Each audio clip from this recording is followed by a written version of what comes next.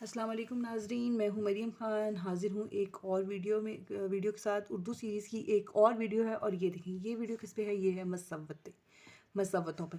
Last والی جو میری ویڈیو تھی اس میں میں نے آپ کو سکھایا تھا مصوتے اور مصمتے کا جو فرق ہے وہ۔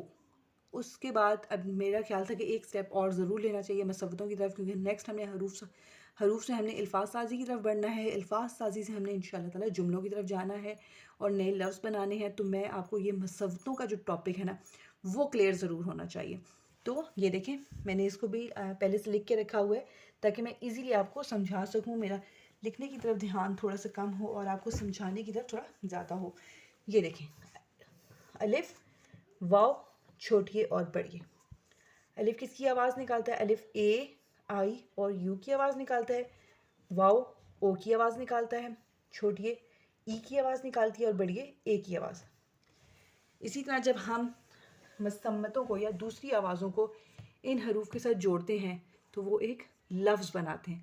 جیسے ب کو جب ہم نے الف سے جوڑا تو ب ج جا، لیکن جب ہم نے اس کو واو سے جوڑا تو ب او بو، ب ای بی، ب اے بے۔ آپ نے ایک خیال ضرور رکھنا ہے کہ جب آپ نے اپنے بچوں کو الفاظ سازی کا کام شروع کروانا ہے، مصوتوں کے ساتھ جوڑنا سکھانا ہے، تو آپ نے حروف نہیں بولنے بلکہ صرف حروف کی آوازوں کا استعمال کرنا ہے۔ جیسے ج جا، ج او جو، ج ای جی، ج اے جے۔ ٹھیک ہے، نیکسٹ کیا ہے؟ گ گا، گ او گو، گ ای گی، گ اے گے۔ پھر نیکسٹ حرف ہمارے پاس کیا ہے؟ لام، ل لا، ل او لو، ل ای لی، ل اے لے۔ دین ش آ، ش او، ش ای، ش اے۔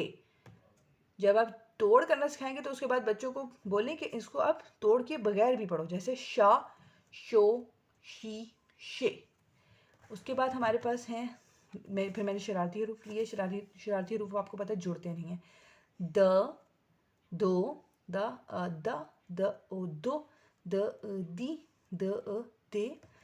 پھر ہے ر ر ر او رو، ر ری، ر رے۔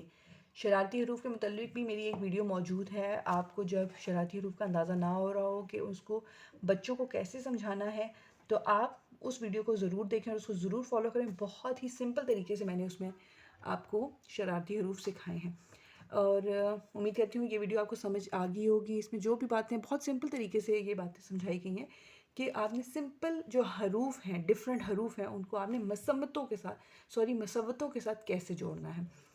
امید کرتی ہوں آپ کو یہ سمجھ ضرور آئی ہوگی، اور آپ میری چینل کو ضرور سبسکرائب کریں، لائک کریں، اور اپنے بچوں کو سمپل ٹیکنیکس کے ساتھ اردو سکھائیں۔ اور ایسے بچے جو کہ اردو میں ویک ہیں، اردو بہت آسان سبجیکٹ ہے، آپ پلیز اس کو مشکل مت سمجھیں، اور صرف سمپل ٹیکنیکس کو استعمال کر کے ہم بچوں کو بہت اچھی اردو سکھا سکتے ہیں، لکھنا سکھا سکتے ہیں، پڑھنا سکھا سکتے ہیں۔ آپ میری ویڈیوز کو فالو کرتے رہیں، اور ملتے ہیں نیکسٹ ویڈیو میں۔ اللہ حافظ۔